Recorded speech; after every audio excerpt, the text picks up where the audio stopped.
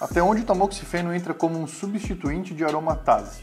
Eu acho que tem uma confusão de conceitos aqui, mas vamos lá. A aromatase é uma enzima presente em diversos tecidos e vai fazer a conversão da testosterona para estradiol. O tamoxifeno é um SERM, um modulador seletivo de receptor estrogênico. Ele vai atuar especificamente no receptor estrogênico de determinados tecidos. A utilização do tamoxifeno não interfere diretamente na ação da enzima aromatase e, dependendo da indicação do uso, não vai servir como um substituto de um inibidor de aromatase.